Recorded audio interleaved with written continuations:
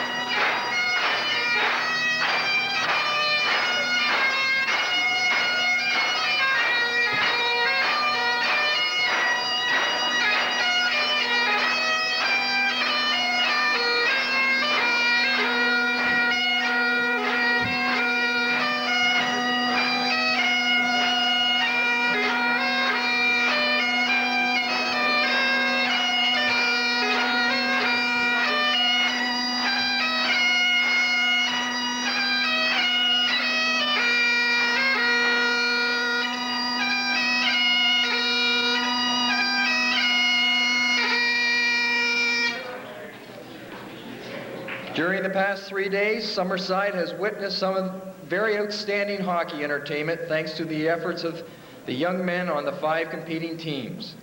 Now let's meet these fine athletes and show our appreciation for their fine on-ice efforts during the Hostess Cup. Representing the Newfoundland Amateur Hockey Association, the Conception Bay North Pee Wee All-Stars.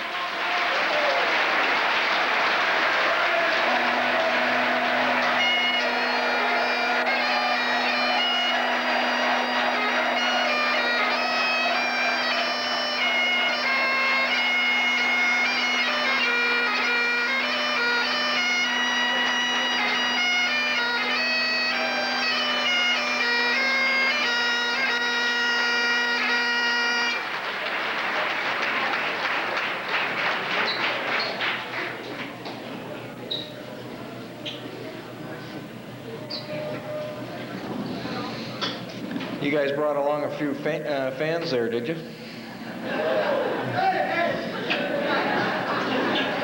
Representing the Nova Scotia Hockey Association, the Cole Harbour Red Wings.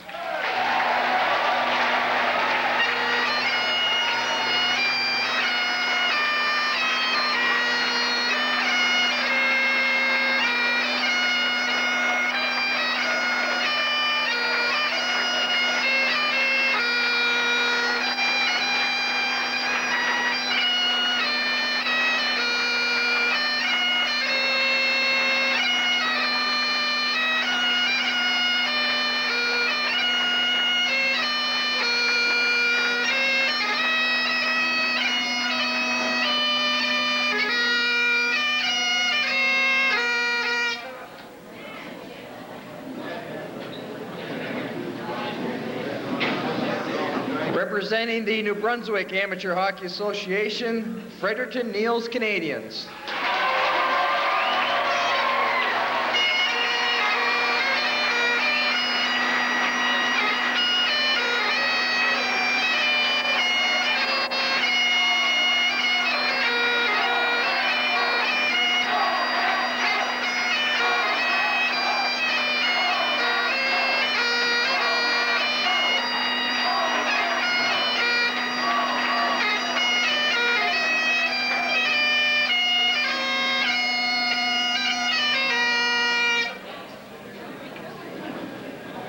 Representing the Prince Edward Island Hockey Association, the Surrey Pee Wee Double A's.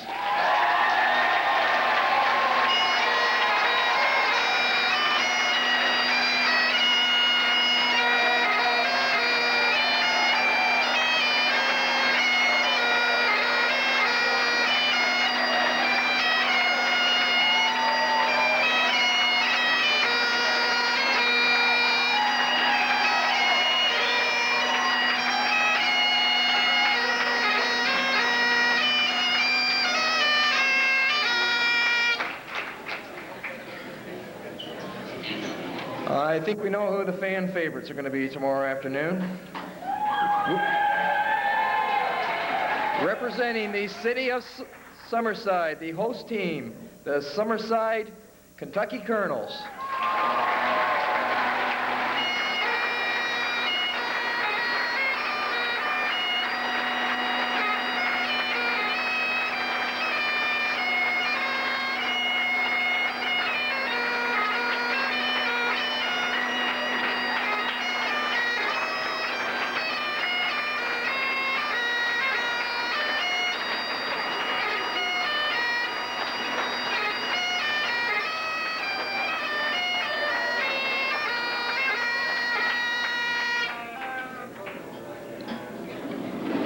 I would like to now call upon Mike Murray, Director of Public Relations for the Canadian Amateur Hockey Association, for the invocation.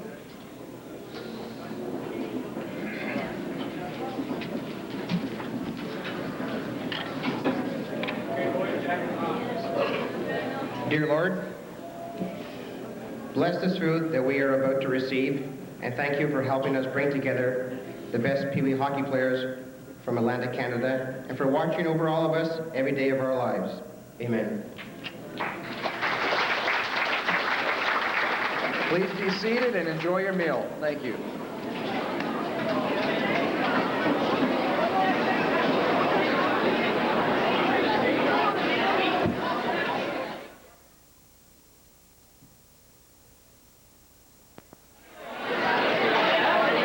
Good evening again, and we will start with our official proceedings. And to start our evening, I'd like to call on Mayor Basil Stewart for a few words from the city of Summerside.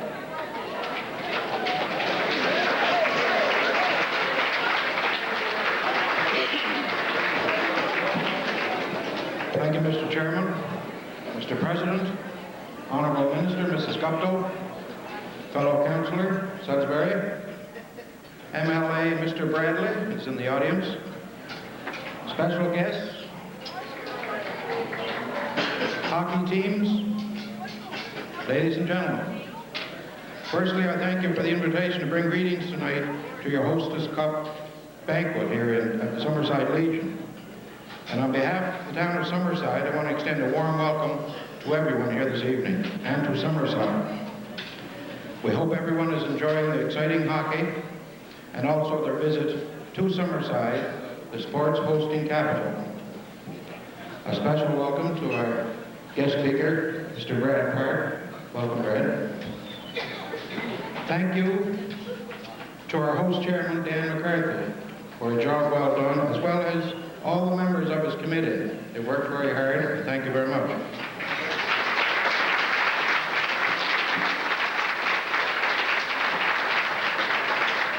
A special thank you to Hostess, major sponsor, and to all other sponsors. Thank you to the many volunteers and to the Summerside and Area Minor Hockey Association under President Claude Hutchison. Thank you very much. Good luck to all teams visiting and also to our host team. May the best team win, and we will see you tomorrow at the championship games. Thank you.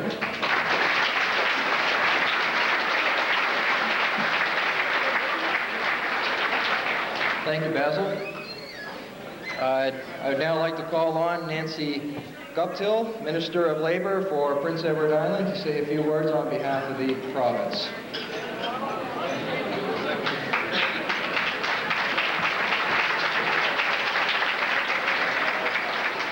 Well, thank you very much, Mr. Chairman, Your Worship Mayor Stewart, distinguished head table, coaches, hockey players, parents, visitors, and my colleague from down in Kings County, Walter Bradley. Nice to see you here, Walter.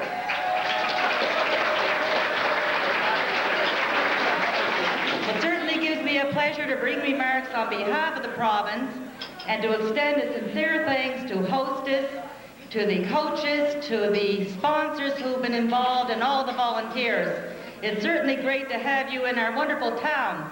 And I want to say that it's just great to know that Newfoundland and Prince Edward Island will be heading it off tomorrow. That's what you call real fish and chips.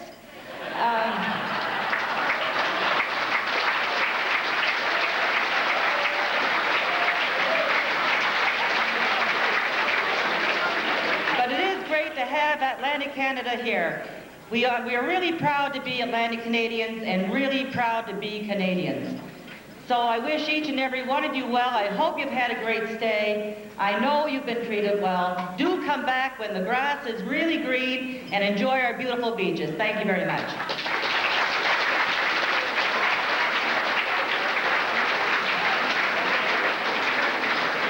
Thank you, Nancy. You stole my line for the end of the banquet. I'd like to call on Jim Mullino, President of Prince Edward Island Hockey Association, for a few words from the host branch of the Canadian Amateur Hockey Association.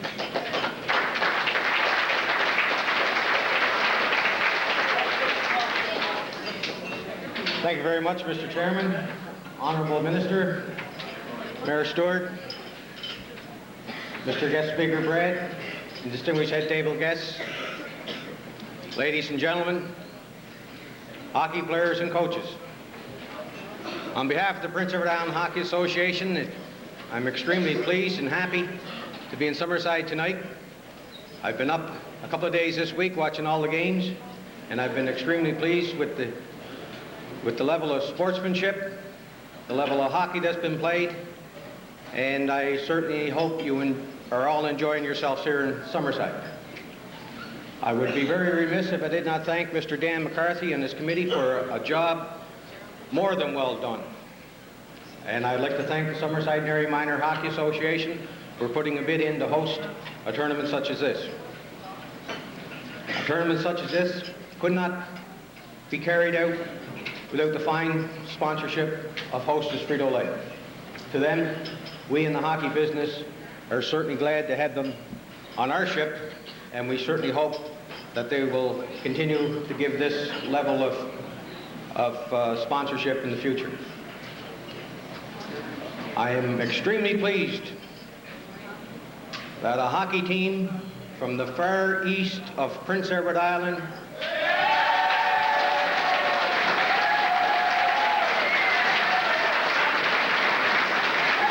out of a community of about 600 or 700 people can put 15 kids together to play off against that other great island for the Atlantic Championship in the Pee Wee hockey tournament.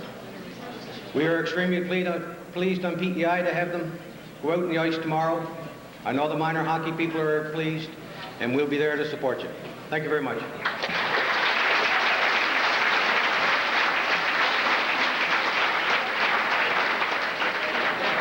These guys from Prince Edward Island are really pumped up about tomorrow, eh, guys?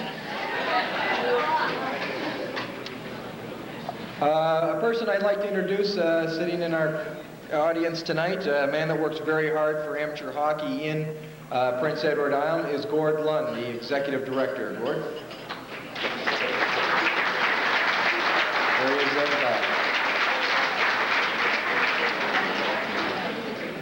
Without a doubt, these championships could not be pulled off with great leadership at the local level, and this gentleman has provided a great deal of leadership and has done a great job in coordinating the host committee and putting on this fine event. I'd like to now call on the chairman of the host committee, Dan McCarthy.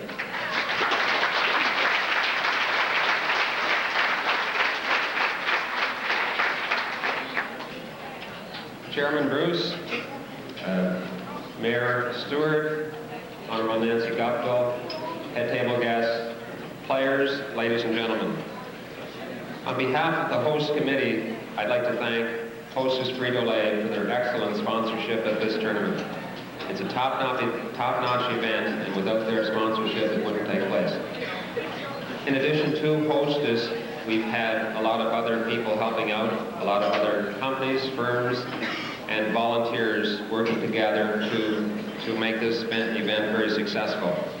With Hostess, two people I'd like to mention in particular are Garnet McLean and Ivan Shreenan, who work very closely with our committee and have done an excellent job.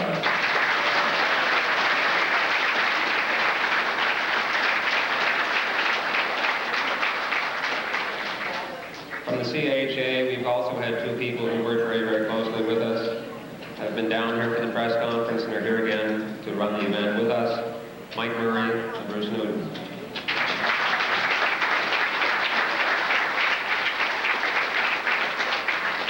Our local media has been very supportive. We appreciate that. And we've had an excellent group of volunteers. I've been very lucky to have had just a top-notch host committee. They've got a lot of experience and a lot of enthusiasm. They're seated over here, and I would like to ask that you extend a hand of applause to that committee.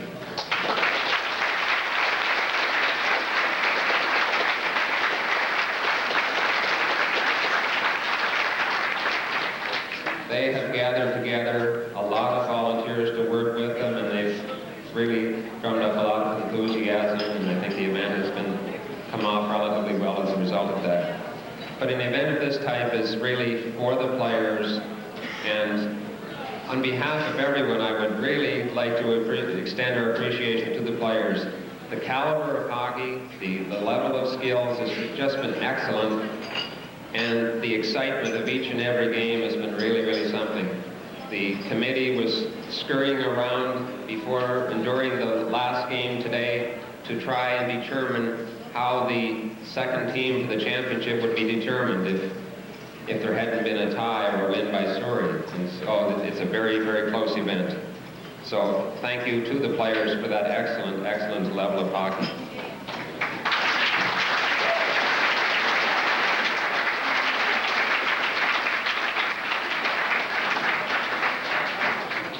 There's been a lot of good memories that the players have had, and to help them take some of those memories home with them, the host committee, with the support of Hostess Frito-Lay, the Consolidated Credit Union, have been able to put together a video showing highlights of the tournament, and this will be provided free of charge to all of the players in the tournament.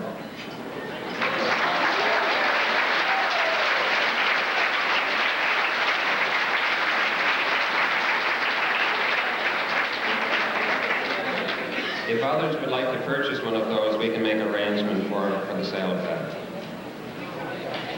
In closing, I'd just like to wish everyone a good evening this evening, and to the teams competing tomorrow, all the best. And to all 5 teams, thank you very much for a fine weekend of hockey. Thank you.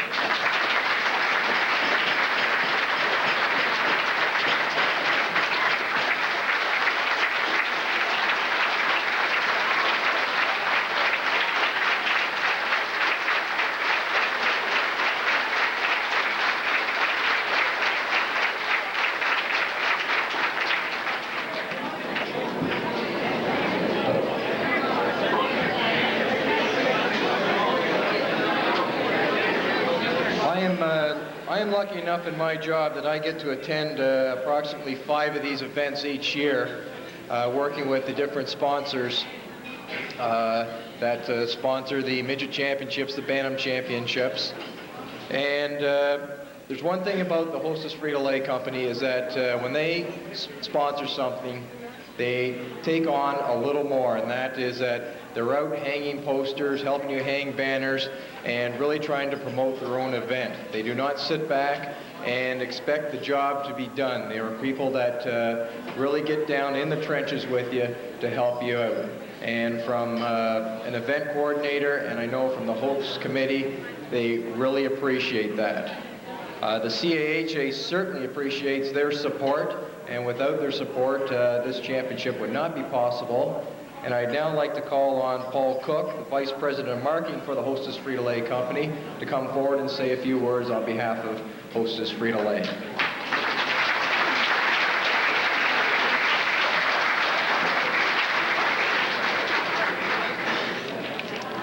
Well, good evening.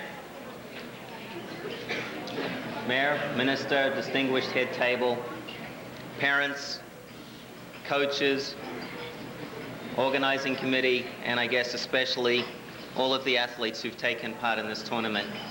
It gives me great pleasure to have been part of sponsoring this wonderful event this weekend. You know, this event represents a number of firsts for me, personally. In the 12 years that I've been in Canada, this is the first time that I've been to PEI. It's also the first time that I've been able to accommodate watching hockey along with doing business out in the Atlantic. And also, it's the first time that I've been to a Pee Wee hockey game. Now, that was a surprise for me too. First of all, when I saw the very first game I went to this time, I thought I was at the wrong arena. I looked around at the size of the players, first of all, and the skill level. And I thought that Hostess Frito-Lay must have started sponsoring the midget hockey level this year. All of you players are to be congratulated on your accomplishments this season. Only one team is going to go home with the gold tomorrow, but you're all champions here tonight. That's why we call this a championship. It's for champions. You're not invited to this event. You earned your way to this event, and congratulations to you all.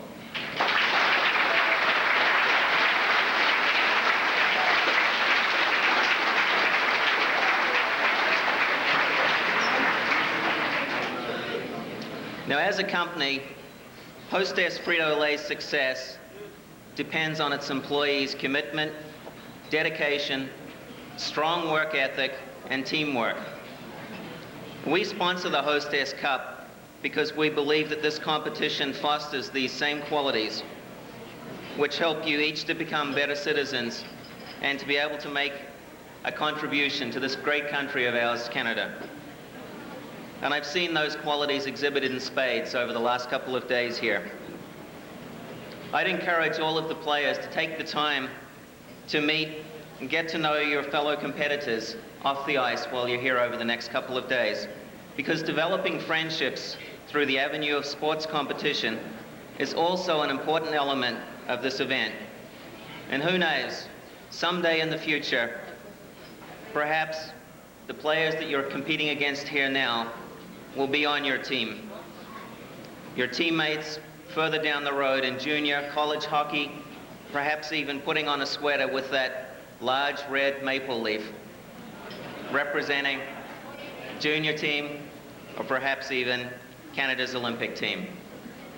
I'm sure that's something that all of you players have dreamt of from time to time, and based on the talent that I've seen here over the last couple of days, I think it's feasible that some of you could get there. I'd like to now recognize the accomplishments of some other people who've played key roles in making this event such a success. First, I'd like to thank the Summerside Host Committee and their chairman, Dan McCarthy, for bringing the third annual Hostess Cup together.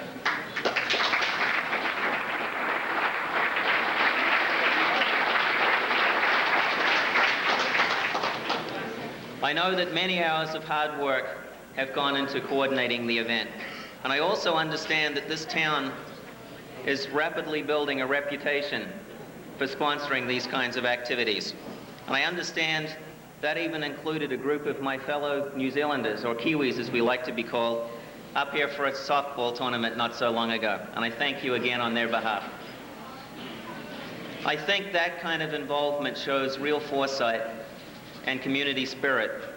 And it demonstrates why this part of Canada has got such a strong reputation for its caring values and lifestyle. And I think that deserves a special recognition as well.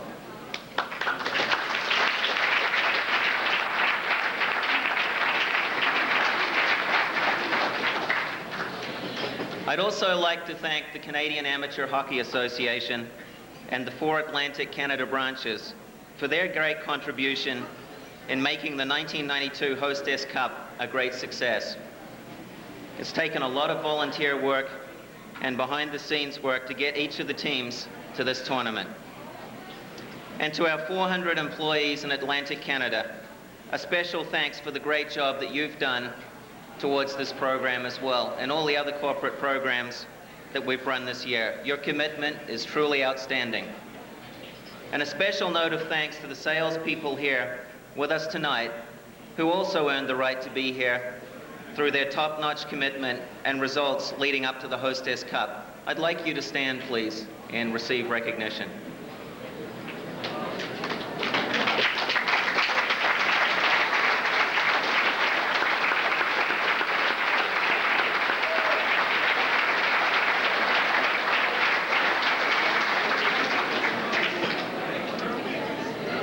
Now, last but not least, Let's recognize the coaches and the parents. Without your dedication, moral and financial support of these athletes over the years, and especially when times are tough, none of this would have been possible. It's committed leaders like you who keep the future of Canada bright, and we can see from looking at these fine young men at the tables up the front that we really have a great future ahead of us. Thank you all for a wonderful event which will come to its conclusion tomorrow. Good luck to those of you going into the medal games. I hope you will carry away fond memories of this event, and for everyone tonight, I know that I certainly have. Thank you very much.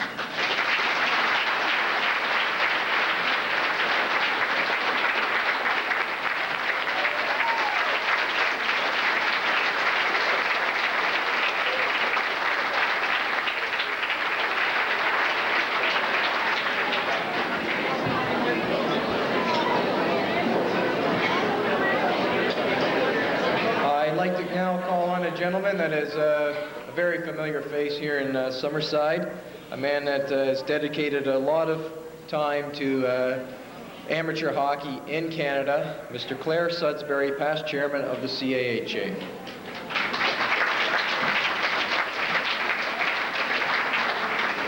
Thank you, Chairman Bruce.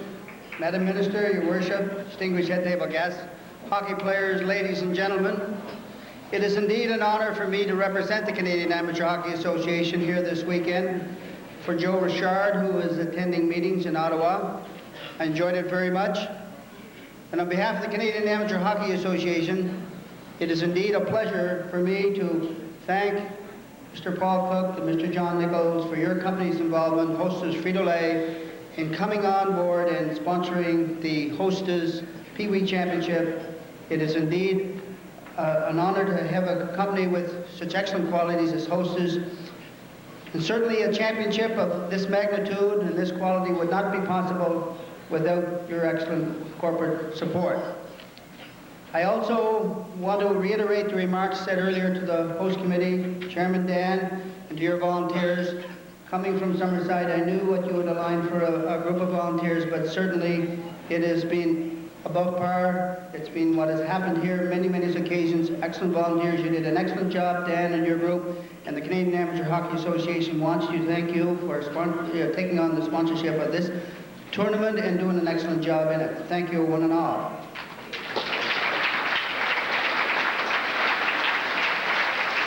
Certainly, I would be remiss if I didn't congratulate the players, because you earned the right to be here by winning your branch championship. And we want to thank you for the fine sportsmanship and the high quality of play that you have demonstrated throughout the weekend.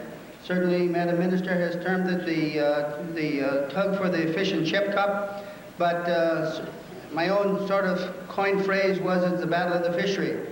And to you guys in Newfoundland, you may have John Crosby over there and all the fish quotas, but Surrey for sure is going to make sure that half that fish in the Gulf of St. Lawrence belong to them.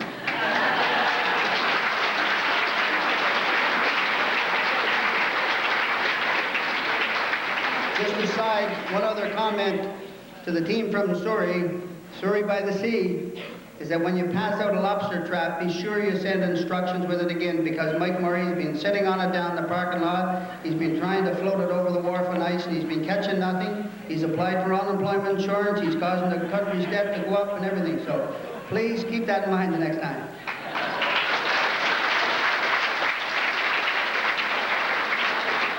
Thanks, Claire. You're never going to live that one down, Murray. The next gentleman really doesn't need an introduction, but I will go through some of his highlights of his career. 17 seasons in the NHL, 7.5 with the New York Rangers, 7.5 with the Boston Bruins, and a season with the Detroit Red Wings. 5 NHL first All-Star teams, 2 second-team All-Star selections, a member of Team Canada 72, which is probably still the greatest hockey series ever played.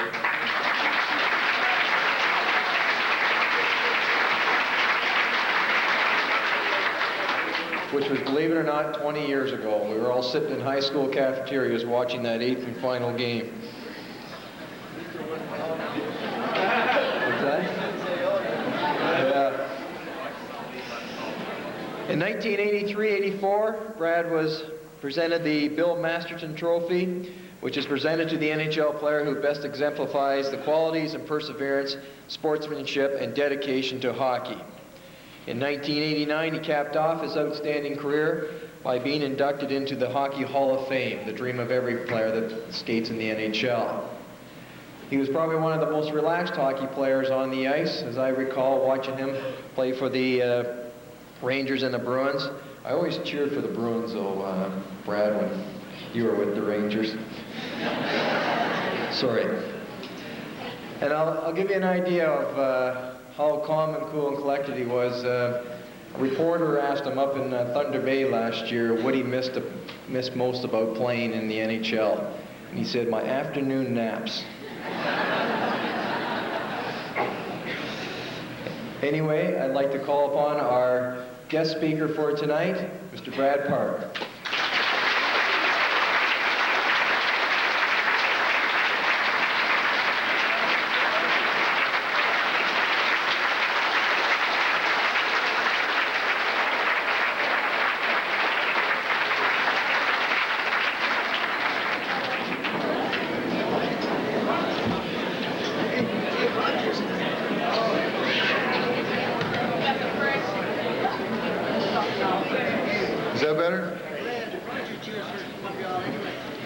Must be a microphone here. There it is. Okay. Thank you very much. And believe me, it is a pleasure to be here. It was great today to be at the rink, to watch the games that were played.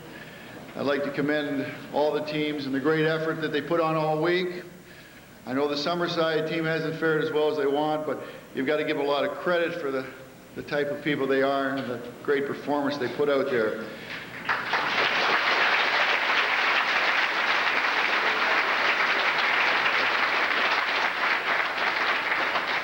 The team from Souris is in the championship tomorrow, and I knew I liked them right away. They had Bruins colors.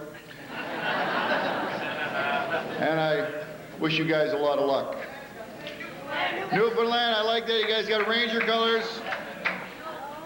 And you don't? I mean, I'm looking at your shirt sweaters now. You look really good. You look like Rangers. You know what I mean? Oh, you get the Bruins colors back home? I'm right. Way to go. I like that. And then we've got here in front of me, right? You look at this Nova Scotia Red Wings. I played in Detroit, and they fired me. Then the topper, right? The last team we got right here from Fredericton. Canadians, right?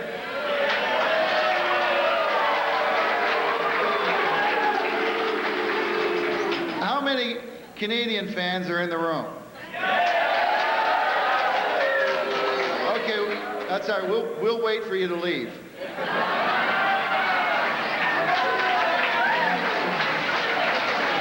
You know, Hostess has a gentleman who's been busting my chops since I got here last night, John McGraw. John, would you stand up? I think that's great. Today you can stand up. Last night you couldn't.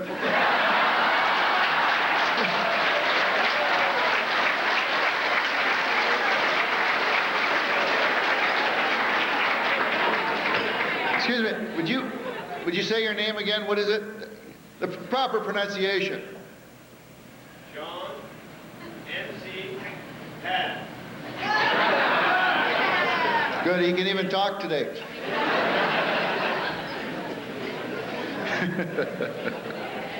You know, in Boston, you know, if you went down the highway and you saw a dead snake on the road and you saw a dead Canadian fan, you know what the difference would be? There'd be skid marks in front of the snake.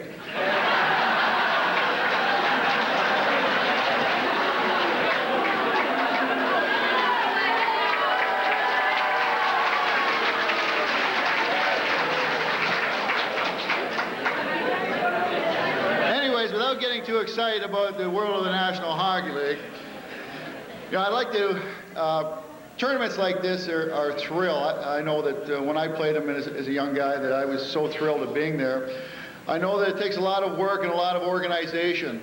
And I would like to thank the CAHA and for coordinating this, CAHA Services for going beyond and organizing, making sure it was a terrific success. And I don't think we owe them a round of applause.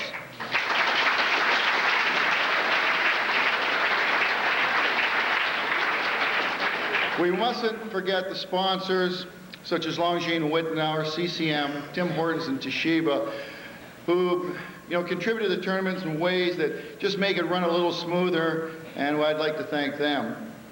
The host committee, Dan McCarthy and the committee, what a wonderful job you have done. I think that everybody knew last year when Summerside was selected that the type of people in the community that you'd have, and you've done a great job, and you should be proud. However, things don't happen without funding, and Hostess Frito-Lay they're the type of company that will put out the funding to sponsor this type of event. And they're a great company, and they're run by some very, very great people. And they have a great love for the game and a tremendous appreciation for the youth of our country. I don't think that, when we leave here tomorrow night or Monday or whenever you can get out of here, we don't know what the weather's going to be, but I think you should remember that this was all brought together by the goodness of Hostess Frito-Lay, and remember it. So when you're going out there and you're buying those salt and vinegar chips like I do, make sure it's a Hostess. Okay, is that all right, John? Did I get it right?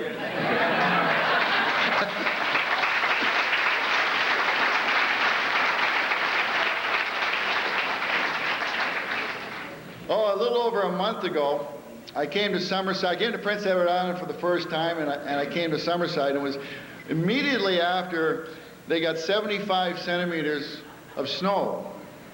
And I got in last night, landed Charlottetown, drove up, and it rained all the way. And it rained today. And I don't think, when I think of Summerside, that I've never seen a community give so much water back to the ocean.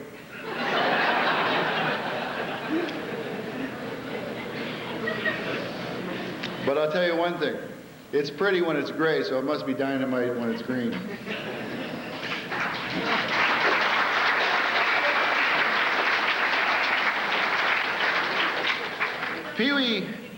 Pee-wee is a very awkward age because at the age of Pee-wee, we've got people in growth spurts, people who have already grown, and people who haven't.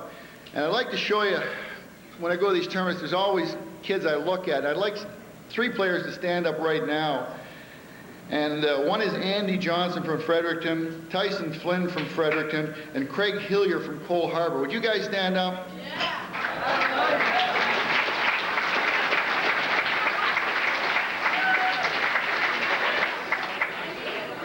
Pee-wee my ass. I want to show you what Pee-wees are. I got 3 more guys.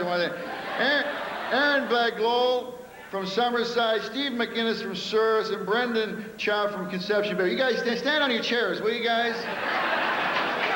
Get up on those chairs. No, stay up, stay up.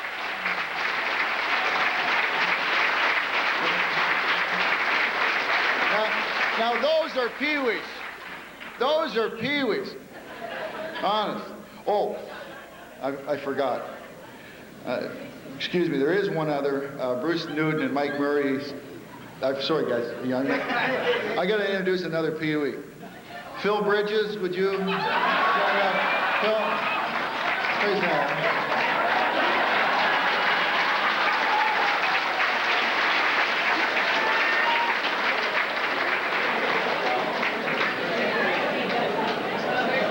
And he's fast. You should see him get around that rink. Oh. He knows all the shortcuts. Today I was watching the game, the game that was really exciting. I didn't get a chance to stay for the last game, but the New Brunswick-Nova Scotia game, the 5-4 game, was really fun to watch. And in the last 5 minutes, there was like 4 or 5 goals scored. It was crazy. It was going back and forth. It was really an emotional roller coaster. But there was one fella who rode that roller coaster a little higher and a little lower than anybody I've ever seen. Would Ken Miller stand up? Ken, would you stand up? Ken,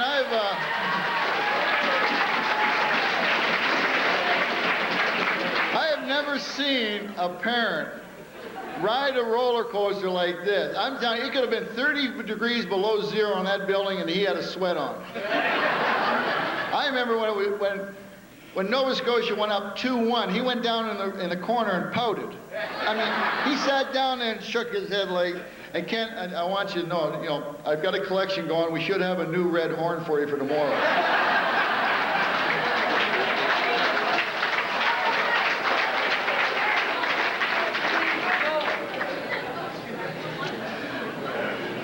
One of the facts was almost 20 years ago that the Team Canada 72 happened. And it was a great series. It didn't start out so well. I got a lot of mixed emotions. I mean, we were going to play the Soviets for the first time, the pros against the amateur, and we were going to dominate. It didn't turn out so well. And the first game we lost 7-3, but it was also kind of a blessed event for me because that night I returned to Toronto, and I would like to introduce the product of the game after the disaster. I'd like to introduce my son, Jamie.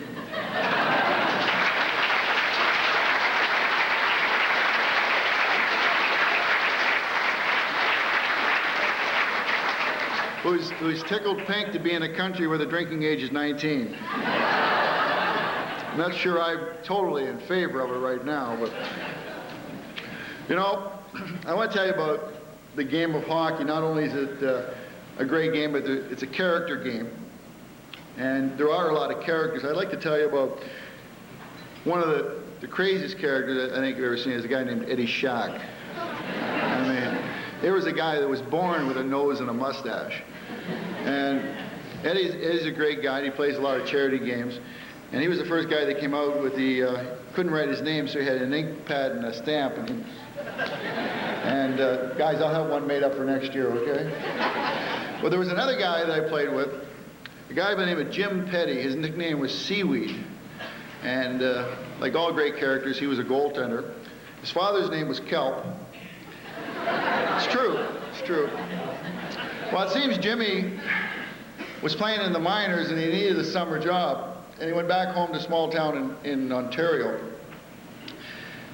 And he went up to the town office and he says, look, I need a job this summer. And the guy said, well, all things have to be run through the mayor. So they went to the mayor. The mayor said, sure, do we have any openings? And the head of the public works says, yeah, we need somebody to paint the road lines. So the mayor says, okay, Jimmy, you need the work, you need the money. We're going to start you out at the far end of town, at the end of the county line, and want you to paint a nice white-red line, or white line, all the way into town and out the other side.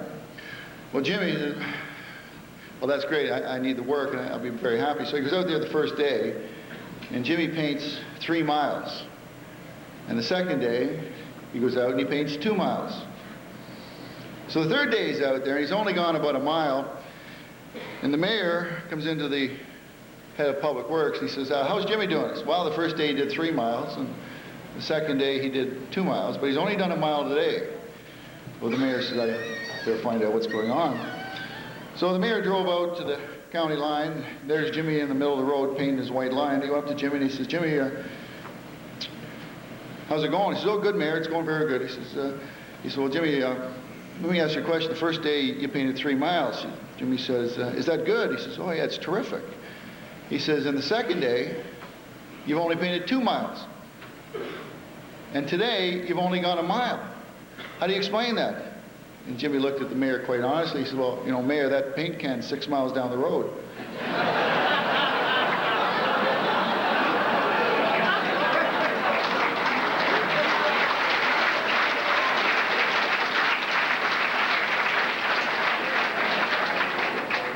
You'll love those goaltenders.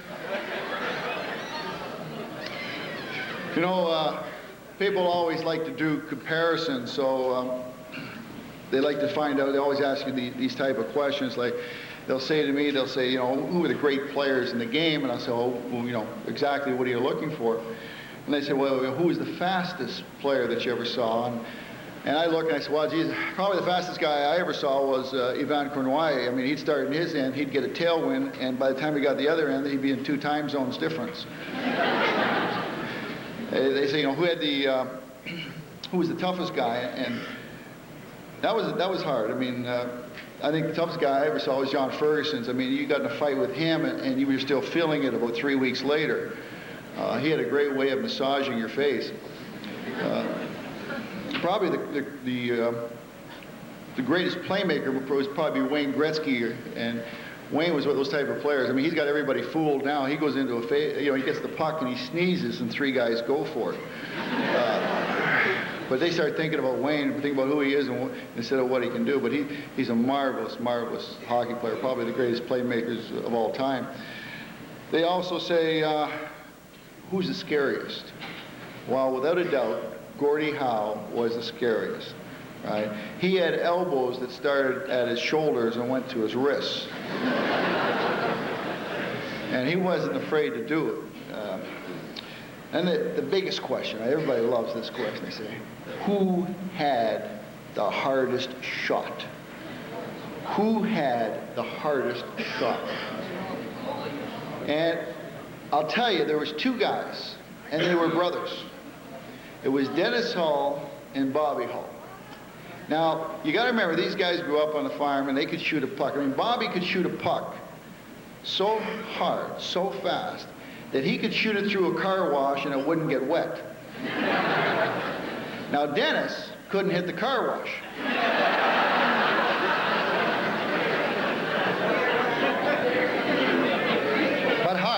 But hard. Then they say, well, who's the greatest player of them all? Well, for 6 years, right, I'd have to say the greatest player that I ever saw was Bobby Orr. And they said, what about Wayne Gretzky? Bobby Orr. How can you say Bobby Orr is the greatest player that you ever saw? This is very quite honest, simply. I mean, for 6 years, I was the runner-up in the Norris, so I was number 2. So if he's the greatest, I'm the second greatest.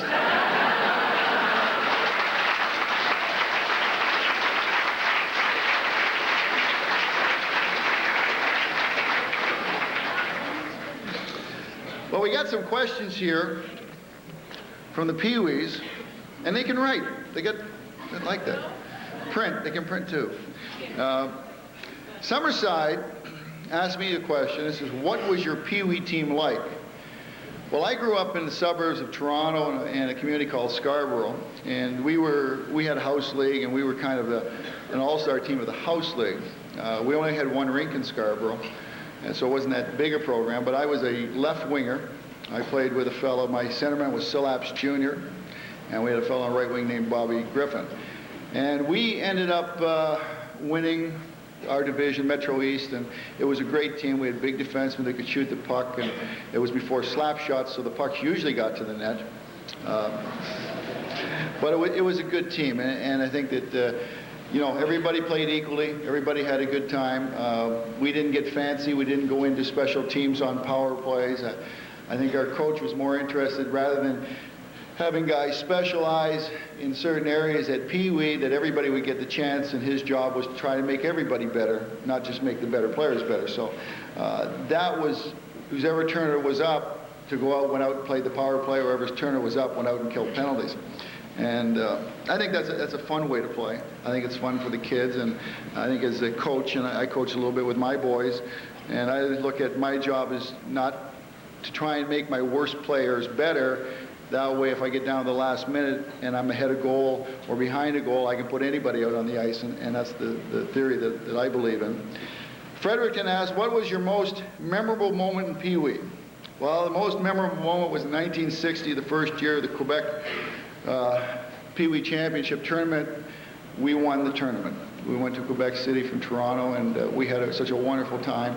And that's why I feel so strongly about Pee-wee tournaments and the memories that you boys are going to have, that this is something you're never going to forget. And it's great competition. It's great, not only is it, are you guys, whether you win or lose, but you had to be champions to get here. And you had to be winners to get here. So you've earned your way. You're a great tribute to a great sport. And you've done your parents very proud, believe me.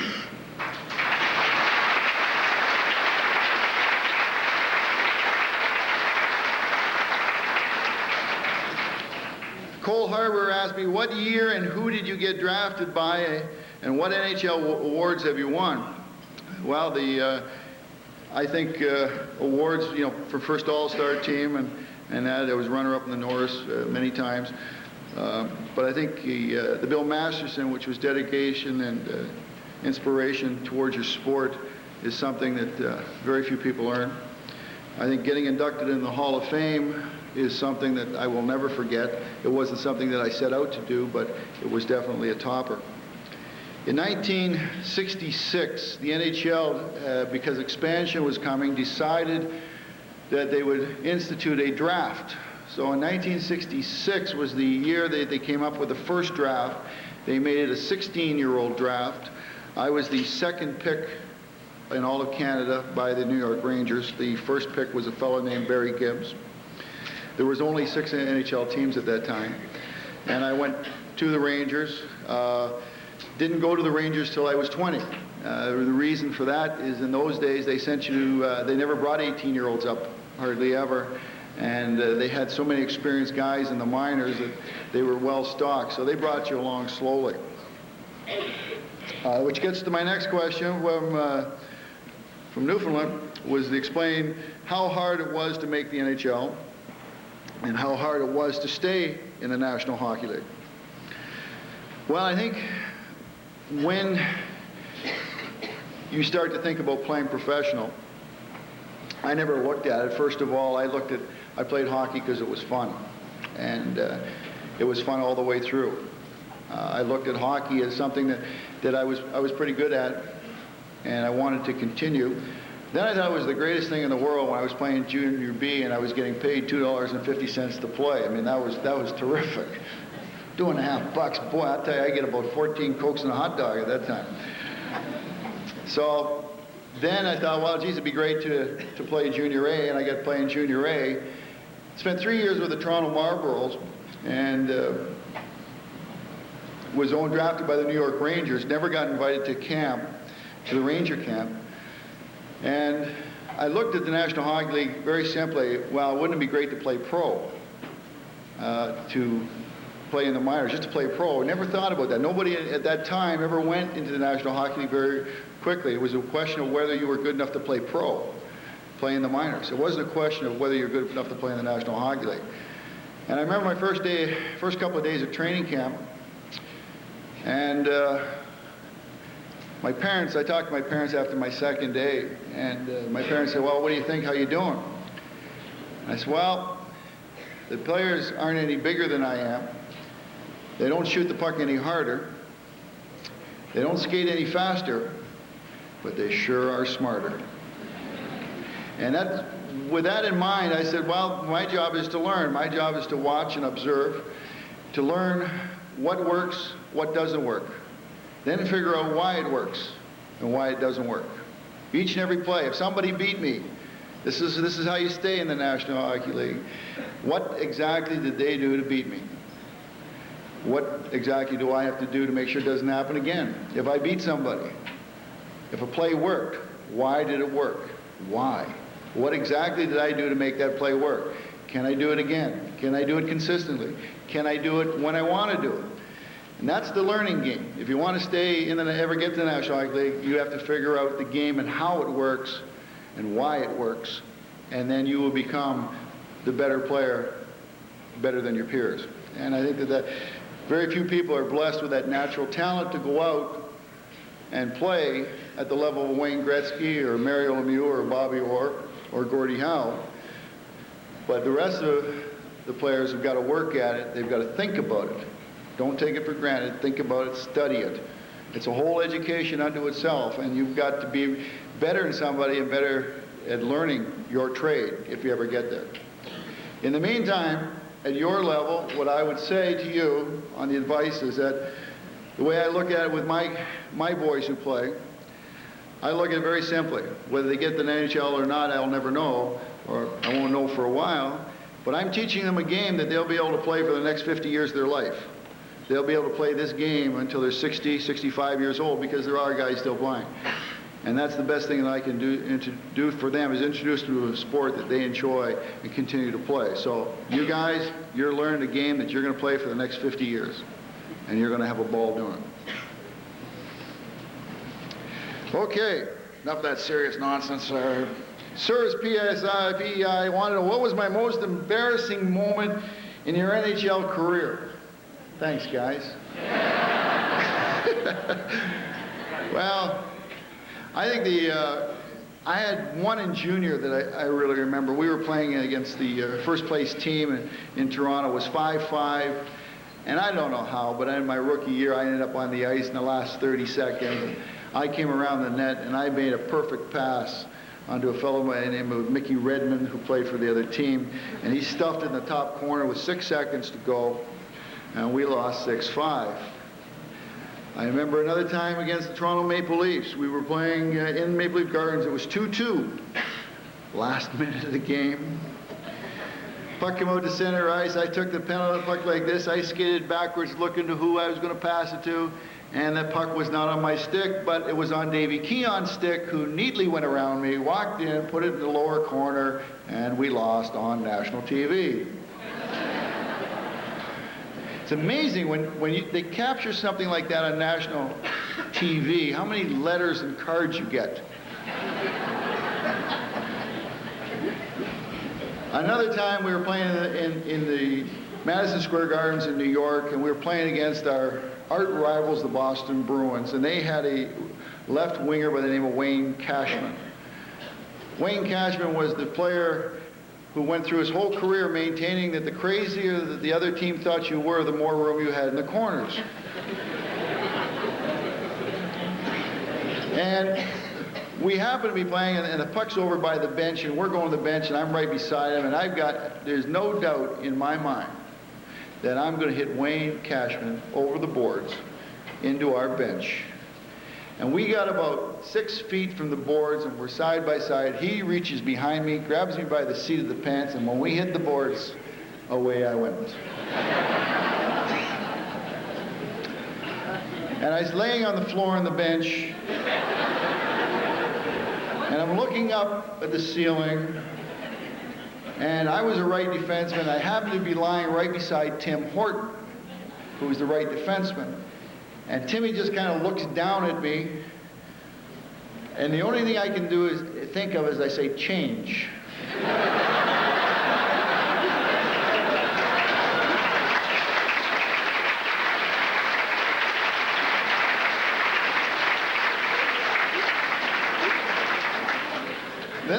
Then there are amazing things that people get out of. I remember when I got traded to Boston, I happened to play with Bobby Orr for 10 games, and we're playing in the Boston Gardens, and Jerry Cheevers is in net. And all of a sudden, the puck comes out from the corner, and Bobby Orr just turns and shoots it, and it goes right into the net. Well, believe me, when I tell you Bobby Orr is a shrine in Boston, the puck's in the net, he shot it in, no way to hide it. The whole building, 14, 15,000 go. Bobby's looking at the puck, I'm looking at Bobby. Somebody in the upper balcony yells, "That's okay, Bobby, he should have had it."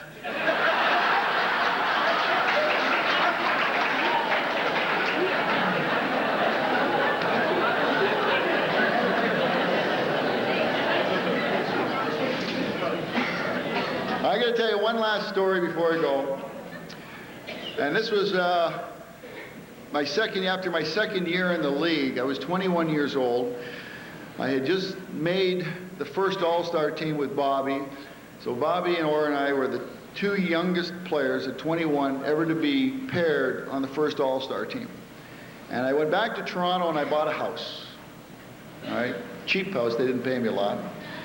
And we got back to Toronto, and I needed my driveway paved. So I had a guy come out, and he was looking at my driveway, and he's going to give me a price. He started measuring my driveway, and every time while he's measuring, he's looking at me. He measures some more, and he looks at me. He keeps looking. I said, "Yeah, he knows who I am." Brad Park, first All-Star team, New York Rangers, he knows. And he's measuring, and he's looking, and he's looking.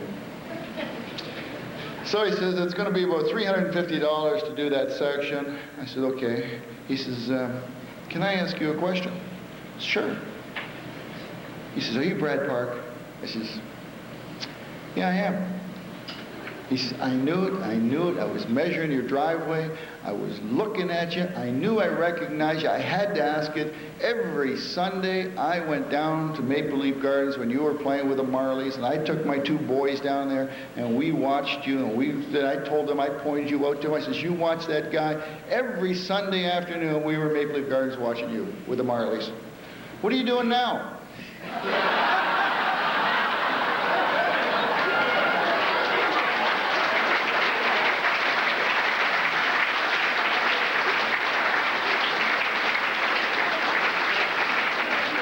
Tomorrow will be a wonderful day. We're going to have some great games. The sun will come out, and I thank you. Enjoy the night. Thank you.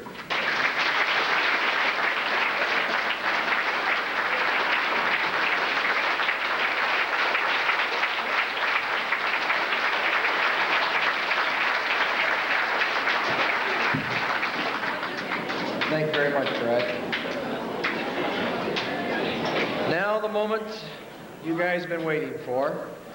But before we get to our individual awards, we have a couple other presentations to make. And I would like to call on Mr. John Nichols of Hostess Frito-Lay to make some presentations. John?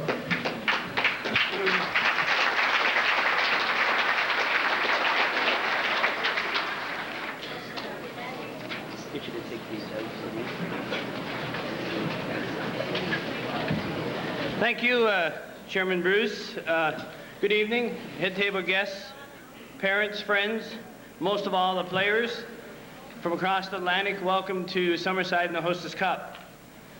We've talked at different times this evening about the contributions that people make to events such as this, and certainly it's no exception in Summerside this year. What I'd like to do is recognize a couple of individuals for their outstanding contribution and extra effort in arranging this weekend's event.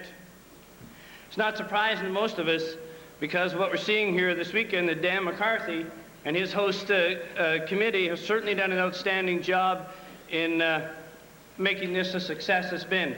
And I'd like to ask Dan to come forward and accept our thanks and appreciation from Hostess Frito-Lay. If you would, Dan, please.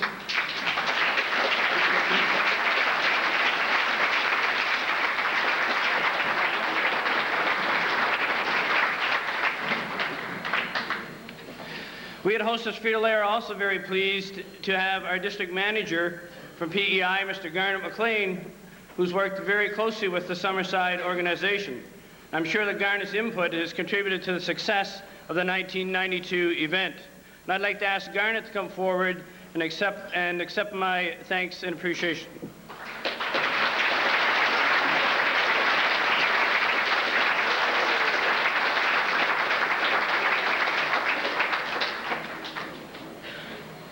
Thank you, Garnet.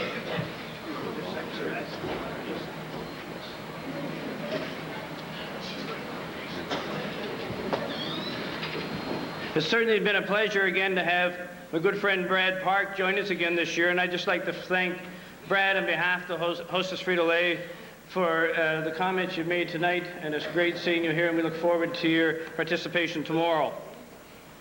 In closing, I'd also like to thank the Canadian Amateur Hockey Association for the outstanding support they've given to the Hostess Cup 92. And certainly tomorrow will be an exciting day for all you players, and I want to wish you, on behalf of Hostess Atlantic, success tomorrow in the playoffs. Thank you very much.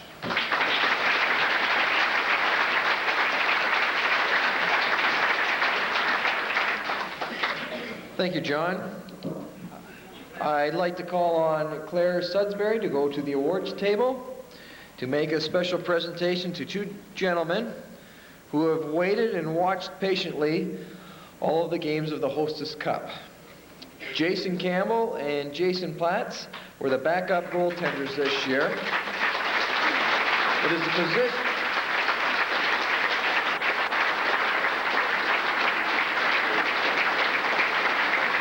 It is a position we hope never gets used, but in case of an unfortunate injury or illness, to one of the team goaltenders. These two boys are ready to fill in. Thank you very much on behalf of the Hostess Frito-Lay Company and the Canadian Amateur Hockey Association. Please accept these sweaters and socks.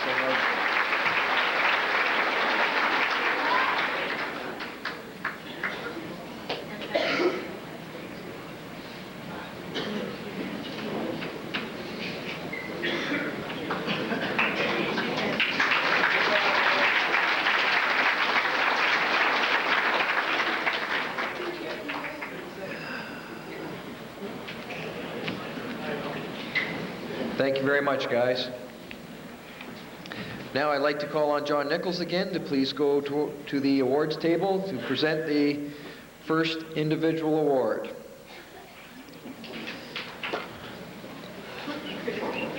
The first individual award, would Brad please go to the awards table too, sorry. Each award winner will receive an engraved Hostess Cup trophy, a pair of CCM skates, gloves, and helmets. Helmet complements a CCM Sport mascot.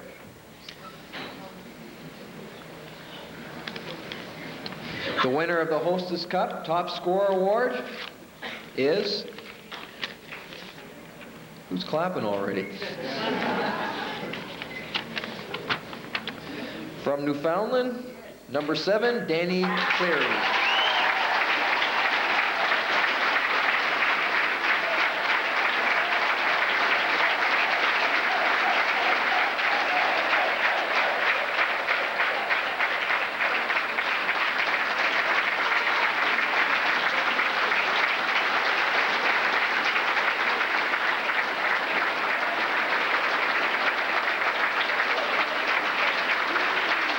Mr. Nichols will present the trophy, and Brad Park assisting in the presenting of the CCM helmet, gloves, and skates.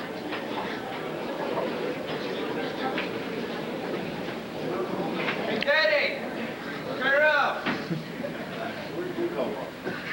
These people from Newfoundland are really shy, aren't they?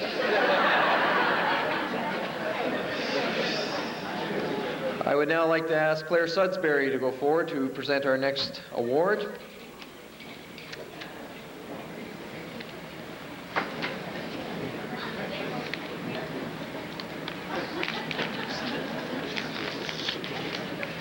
The next award is the Hostess Cup Top Goaltender Award and is presented to the top performing goaltender. This is not based on statistics.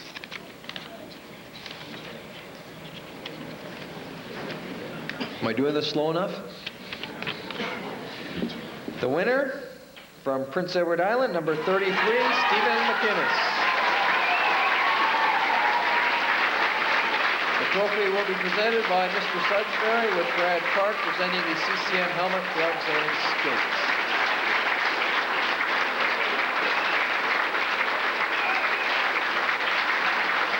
There's one of your Brewer Kiwis.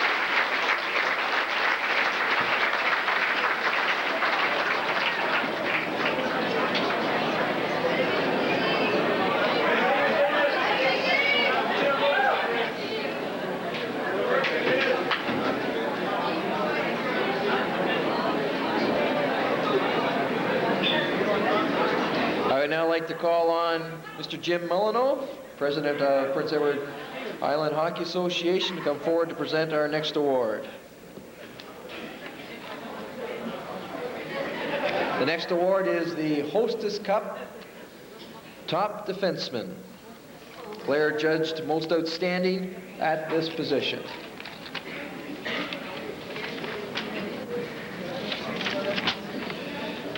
The winner is from Cole Harbour Red Wings, number 3, Joy DePenta.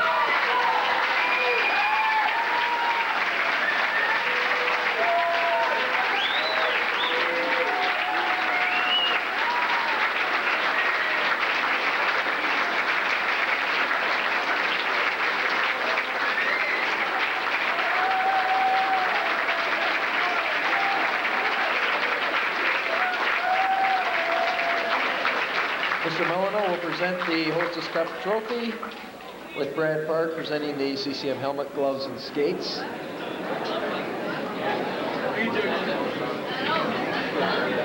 Congratulations.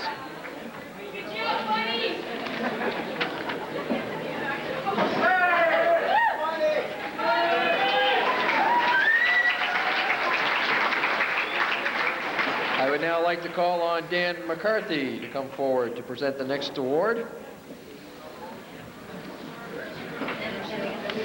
The next award is the Hostess Cup Outstanding Forward Award and is presented to the player judged to be the most outstanding in this position.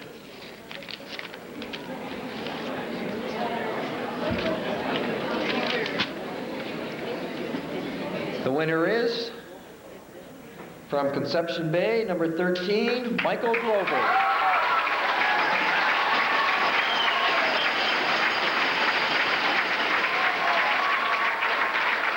The trophy will be presented by Mr. McCarthy, with Brad Park presenting the CCM helmets, gloves, and skates.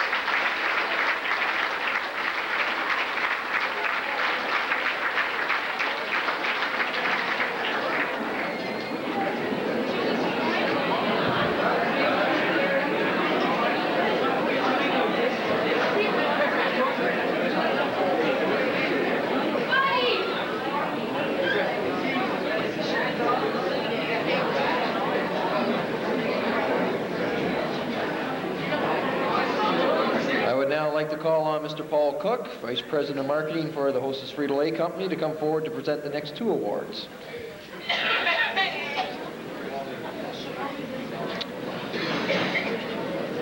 Mr. Cook will be presenting the Hostess Cup Most Sportsmanlike Player and is presented to the player judged to have best demonstrated fair play and sportsmanship.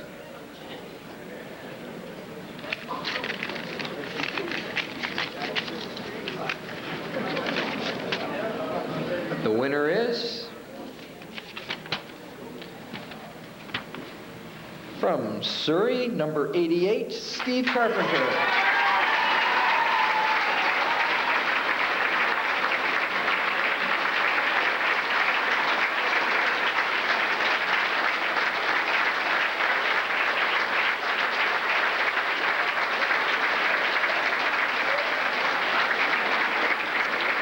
Cook will present the trophy, with Brad Park assisting in presenting the CCM helmet, gloves, and skates.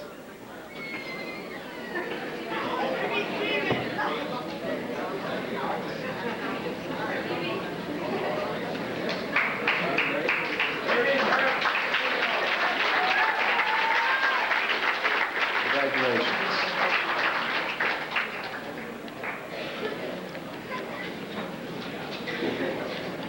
Our next award is the Hostess Cup Most Valuable Player and is presented to the player judged to be most valuable to his team.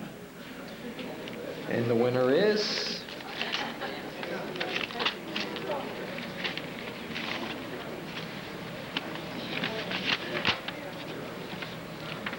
from Conception Bay, number 7, Danny Clary.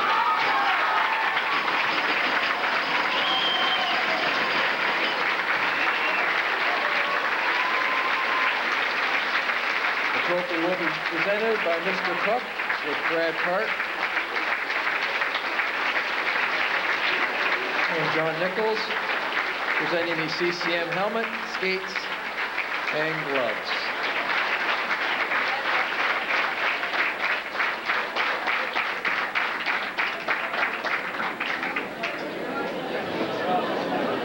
We would like all the award winners to just stay up at the front for some group shots later, and we have to get some names and addresses. Thank you very much, Brad, Paul, and John.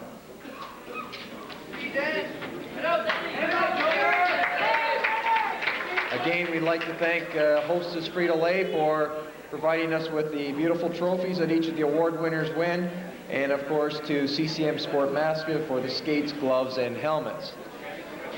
Ladies and gentlemen, that concludes our program for tonight. In closing, may I express my sincere thanks, first to the participating teams for providing a great deal of entertaining hockey for all of us hockey fans watching here in Summerside. Second, to the Hostess Cup Organizing Committee for a first-class job. Congratulations on a job well done. Don't forget tomorrow's games. Bronze medal game is at 11 o'clock. Cole Harbour versus Fredericton. And the championship, the Fish and Chip Cup, I guess. Surrey versus Conception Bay. Thank you very much.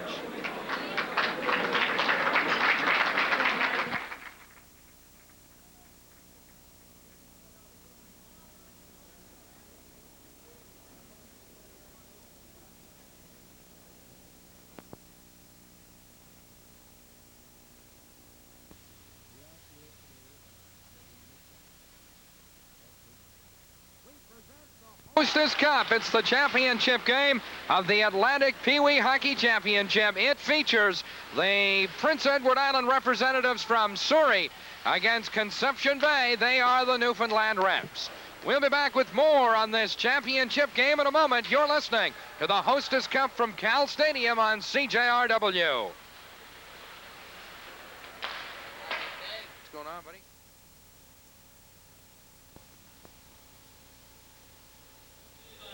Well, Paul M., the two teams arrived on the ice here just 30 seconds ago, and you could tell the fans are split. There's enough noise for both teams. Well, good crowd on hand, of course. As we had mentioned earlier on, Surrey brings a good contingent up from the eastern part of the island as well. The Newfoundlanders travel well, and they have their Conception Bay boys in this championship game of this Atlantic Pee Wee Hockey Championship. It's the Hostess Cup, and we'll be back to tell you more about it in a moment. You're listening to the Hostess Cup live on CJRW.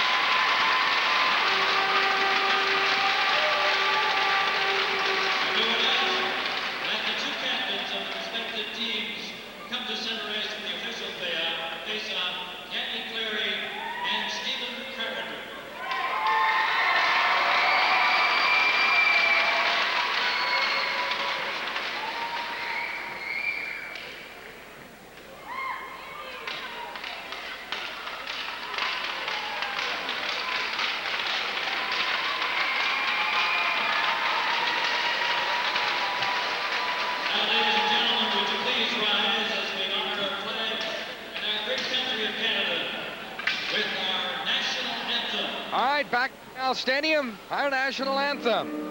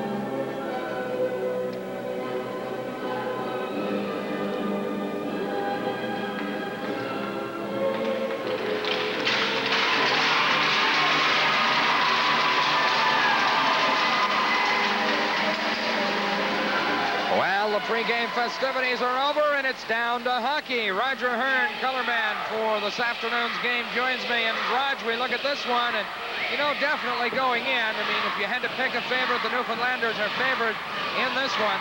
And Surrey, you know, as we talked to one of the co-coaches, Frank McNally, before this hockey game, looking back to the very first of the season, back into October, didn't know whether he wanted to play AA or A this year.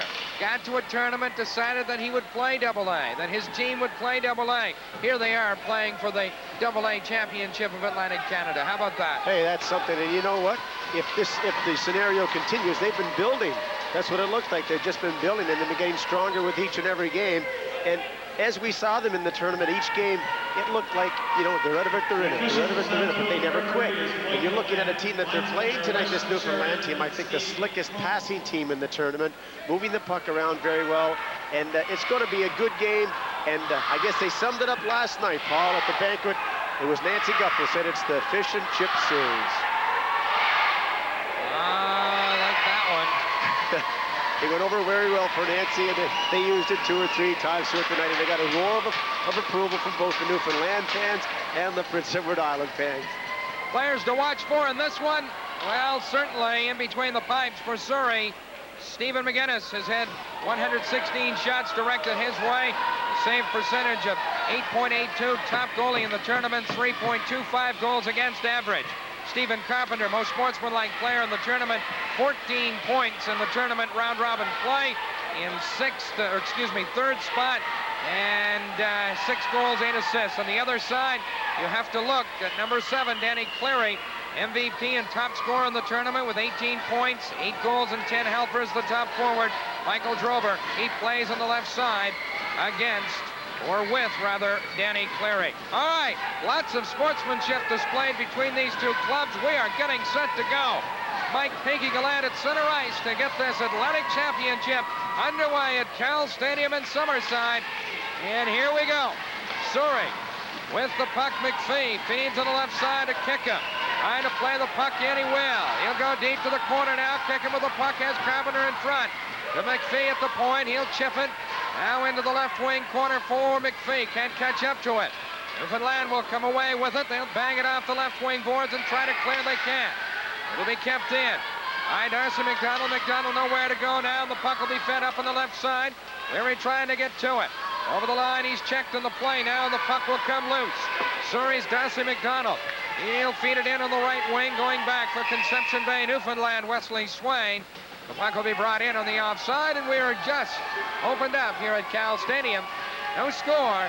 Conception Bay, Newfoundland, Surrey, Prince Edward Island in the Hostess Cup. Good start for Surrey. They get possession of the puck. They don't just dump it in. They pass it in, move it around, and had a good scoring chance. The puck just missed on the far side. Puck down just outside the Newfoundland blue line. Newfoundland up with it. Drover will bring it in. Michael on the left wing. Tries to get his mate number 9, Corey Crocker, driving to the net on the far side, but the puck will roll to the goaltender, and he'll cover up with it as the puck eventually, or at least the play is whistled down as the puck will roll to the corner. The faceoff will come to the right of Stephen McGinnis. Again, the top goaltender in the tournament, the round-robin play. Puck down. Drover wins the draw. Back to the point. A shot right on. McGinnis is able to see it all the way, and he'll hold on. As he gloves it again, the faceoff will come up to his right. And Surrey will send the new troops tumbling over the boards. Newfoundland will stay with their lineup. Good crowd in attendance here. One thing you're going to hear is lots of cheering. There's a group of Newfoundland fans that they're the official cheerleaders. That's what they're doing right now. And the Surrey crowd, they've come up in carloads to cheer for their team. It's going to be a great afternoon and a long one. Rover wins the draw. Back it comes to the point. Joey Hunt now decides just to lift it into the corner as Larry now will go in after it. Feeds it right in front. Goaltender McGinnis knocks it away. The puck not outside the zone. Now it does. At center ice, Hunt tries to lift it in. Newfoundland will come out, clear the zone, and then go in after it. Surrey trying to play it up the right wing boards to Carpenter. Puck is stolen there by Cleary, and he'll go to the right side. Feeding it here to Crocker in front now to Cleary. He tries to set Drover up, but that play doesn't work, and the puck will come back out into the neutral zone for Crocker. Feeds it back behind his own blue line. He'll get the return pass. Drover and Cleary now trying to get in. Left side. The puck will come in front. Goaltender McGinnis thought he had it. Referee Mike Gallant loses sight of the puck as he was to the left of the goaltender, and the puck was just lying loosely to the right, so as the referee should, and both coaches I'm sure like to see that, because turnaround eventually is fair play as the referee blows it down immediately. Face-off will be to the left of McGinnis, deep inside now. The Surrey zone, puck is down. New troops out for Newfoundland now as the puck will come to the point, now fed back in. Off the backboard to McGinnis.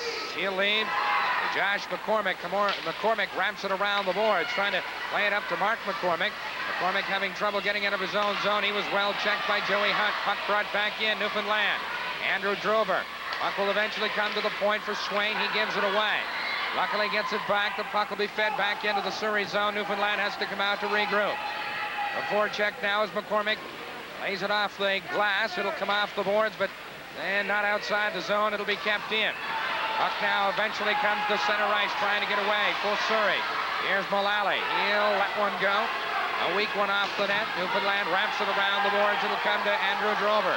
Drover at center. He's lined up, but he gets the pass across to Andrews. He'll take the slapper, that one, up into the chest area of goaltender McGinnis, and he'll hold on. Face-off will come to the right of the Surrey net. You talk about no body checking in this Pee Wee League, but holy smokes, right here at center ice. The Surrey player lined up a Newfoundlander. Bradley came right in. He saw it all the way, kind of turned sideways, so it didn't look like he was going into him front on, but he got him down. He went, but a good shot on goaltender McGinnis. Made a good save again. Peach now feeds one in front for Newfoundland. That one's picked out before it gets to the net, and Steve Carpenter gets away. Carpenter at center ice, no farther than the neutral zone. It comes back to McPhee. McPhee feeds it to Kickham left side. He'll play it to Carpenter, high slot. Tries to go rink wide.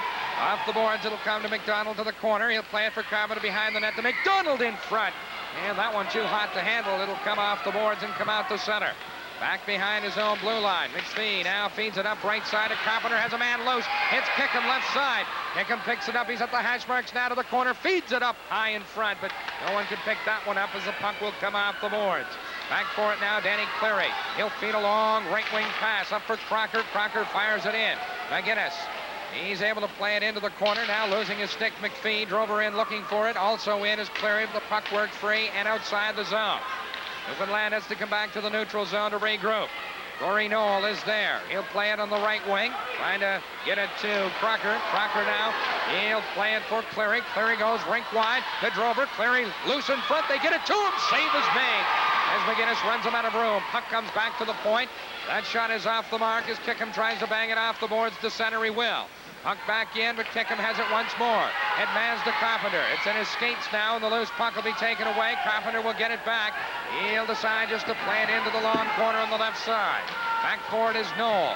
Quickly now, Newfoundland breaks, but their pass is there and could go for icing. It will. Face-off will come back inside the Conception Bay blue line. In fact, it'll come down deep to the right of Kerry Marr, the Newfoundland goaltender. No score in the hockey game as we're now at 10:59 remaining in this first period. Stephen McGinnis makes this third big save of the hockey game on the shot from the point. He just jams the pads together, makes sure it doesn't go through, and his angles are excellent. Nice little goaltender here for Surrey. All right, puck is brought up quickly now in over the line. Here's Newfoundland trying to work the puck to Andrew Drover. Drover checked just at the last moment as very quickly Newfoundland is able to move the puck out of their own zone and up towards the Surrey end. Puck comes to center now. In is Daryl Mullally. Check that, McNally. As his shot is blocked, the puck will roll to the corner. Newfoundland now trying to put it in behind the net to Andrew Drover. Wraps around the boards, but not out. Puck can be kept in. Left side now. As pinching on the play is Josh McCormick. Couple of players go down. The puck underneath them. Face-off. And let's see if it'll come high atop the big circle to the right of the Newfoundland net. One thing for sure you mentioned that the referee is going to blow the play down anytime it's near the goalie and he thinks it's out of sight, because we've seen from the start of this competition the players go to the net rather quickly. They want to be sure that they're going to stop that, and that's when you blow it down quickly, that's what happens. Puck down, McPhee pinching in, able to keep it in. Newfoundland though trying to tic-tac-toe it up the boards, trying to get it to Cleary, and they will. Cleary on the right side, Carpenter puts the body on him. McPhee goes down. He's able to make the play now, and the puck will come back through center ice to Carpenter. Kickham trying to get to the net. Here's Carpenter's shot. That one is just wide. Kickham keeps it in. Back it comes to McPhee. McPhee will play it in behind the net. Carpenter hustles for it. as people in front. McDonald also Kickham now. Kickham is in behind the defense now at the post. Nobody back to pick him up as Carpenter can't do anything with it. He's well taken defensively. Now Denny Cleary, a +17 here in this tournament. And he's on the ice. Newfoundland's hot. Here he comes. Backhand shot. McGinnis pegs it all the way, and he'll hold on. Face-off will come to the left of the Surrey net. Well, the game has started, I think, the way everybody expected. End-to-end rushes, some good puck control by the big lines out there. Carpenter's line has had an opportunity moving it around. On the other side, you see the Clary line. They get out there and they're big, but what Surrey is doing, they're not giving them any room. They're getting right on top of them and not letting any chance at all for them to get